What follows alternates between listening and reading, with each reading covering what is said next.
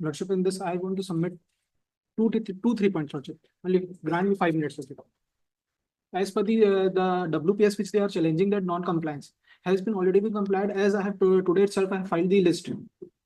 I have prepared the state has prepared the list and we have filed it. I have filed it. Secondly, the appointment which is be concerned, that Lordship, the prior to their appointments, B.Ed candidates have been already been appointed, majorly from the district of Bastar and Sarguja. This is the mid session, Lordship. The mid session is going on. The appointment will be lineage to take after that the examination has been conducted. No, contempt court has no power to grant time. Lordship, No, as Supreme Court has already been passed order. That order may be. तो आपको order compliance करना है. In fact my lord, if I may अब ये submit, mid session है, फिर आपके गर्मी आ जाएगी, इसका इंतजार नहीं किया जा सकता. नो नो लॉर्डशिप, ऑर्डर का कंप्लायंस हो चाहिए. आपको ये फिर लगाना था तो वहां लगाना था ऑनरेबल सुप्रीम कोर्ट में एसएलपी के दौरान. आपको समय लेना था. अब मेरे पास कोई वो नहीं. Lordship, as they are challenging WPS 3541, Lordship. In this, Lordship, and the connected matters. In paragraph 39, Lordship, state has directed to prepare a list to rearrange the list as per the provisions and rules of 2019, Lordship. We have rearranged the list. Today, I have filed the list. एक minute, para number बताइएगा. 39, Lordship.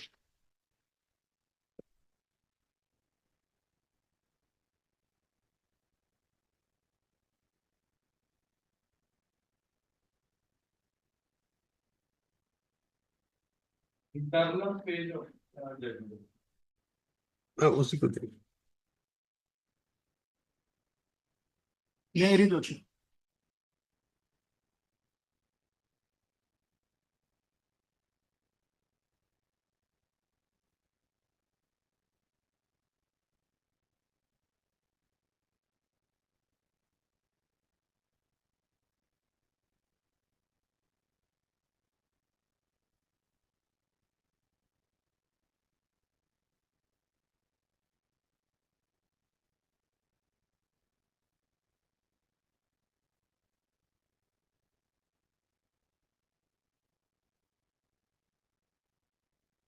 देखिए क्या है, आपको पहले जो order honourable supreme court से आया था उसमें क्या आया था कि आपको स्टे मिला था. No, Lordship. और साथ में क्या लिखा हुआ था कि subject to final outcome of the Lordship, judgment. prior- wait. Hello. पहली बात तो जो कोर्ट ने जो होल्ड करी है, जो आपको क्या क्या करना है, उसे मुझे बताना पड़े, बड़ा आश्चर्यचकित हूं. कोर्ट ने पहला जो ऑर्डर किया वो क्या किया, for the foregoing reasons the writ petitions deserve to be allowed.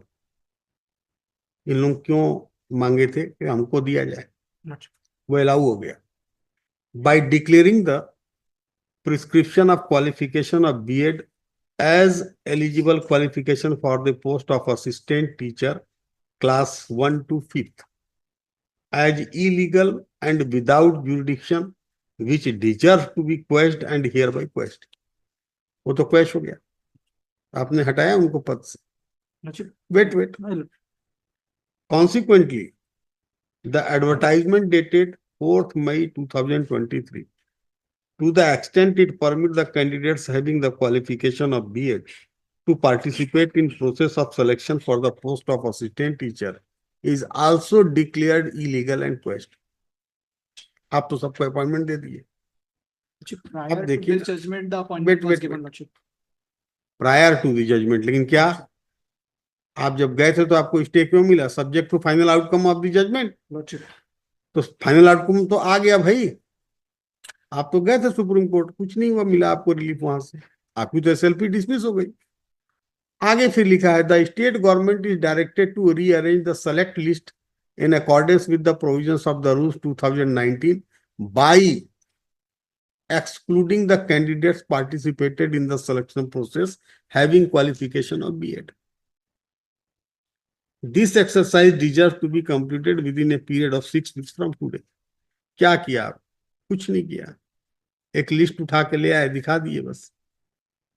Lordship, the rearrangement has been, I totally agree with my lordship that it is the part compliance देखिए, has been done. क्या है, बात को समझिए। ये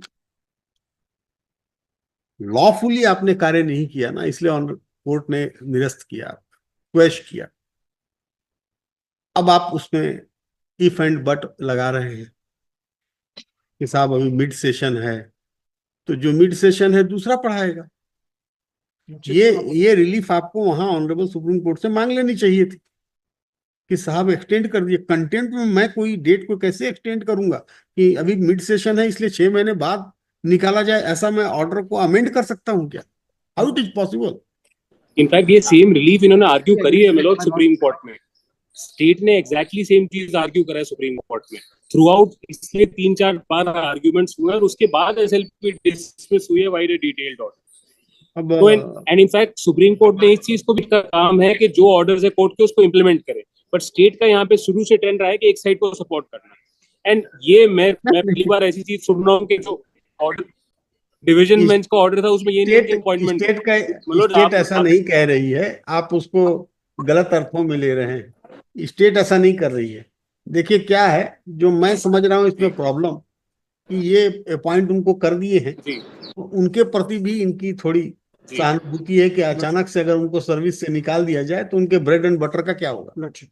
ये state किसी को सपोर्ट नहीं कर रही है, स्टेट तो अपना पक्ष रख रही है और उनका कोई पर्सनल अनफॉर्चुनेटली क्या हुआ है, लेकिन जो ऑर्डर है मुझे उसका कंप्लायंस कराना है। जी। और मैं आपको एक और चीज बताना ऑर्डर आपके फेवर में है, उसका कंप्लायंस होना ही चाहिए। ये सब एक चीज और है कि हमारी काउंसलिंग पहले ही हो चुकी है, जितने भी ये 2855 लोग हैं इनकी काउंसलिंग पहले ही हो चुकी है, सिर्फ डॉक्यूमेंट वेरिफिकेशन रहता है।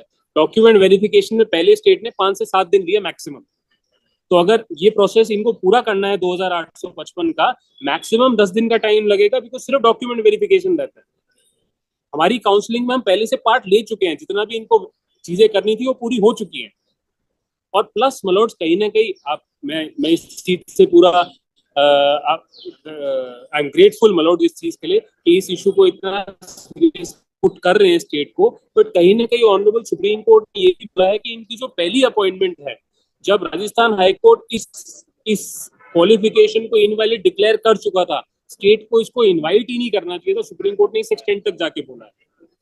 तो मतलब उनको सहानुभूति दे, मैं भी सहानुभूति दूंगा, आप भी सहानुभूति दे, बट हमारे इंटरेस्ट पे मत। फैक्ट है। और अब नहीं, मतलब अगस्त में हुई है, 4 महीने पहले हुई। हाँ, इसको कंप्लायंस करना है। ठीक है, अब मेरे पास कोई, आप या तो स्टे ऑर्डर ले आए, अदरवाइज मैं आपको किसी भी प्रकार का समय नहीं दे पाऊंगा।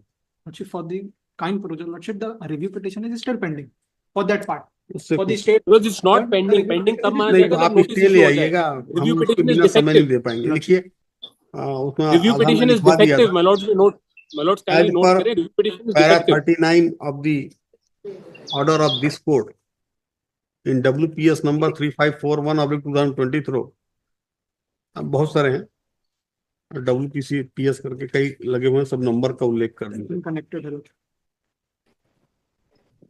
पास द ऑर्डर ऑन ये, अब पैरा 39 का फॉर द फॉरगोइंग रीजन से लिख के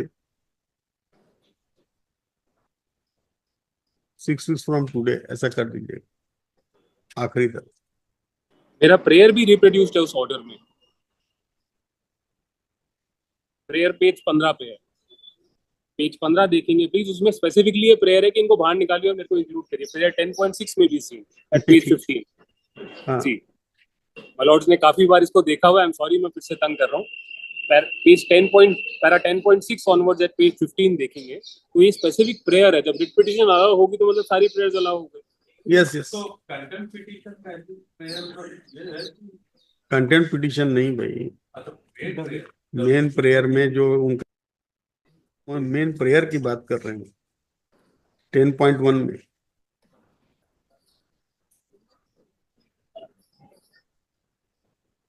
Prayer starts at page 15 and goes on till page 16.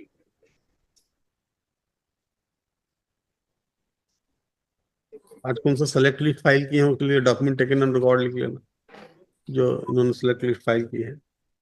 On perusal of record, this court finds that order has not been complied with by the respondents.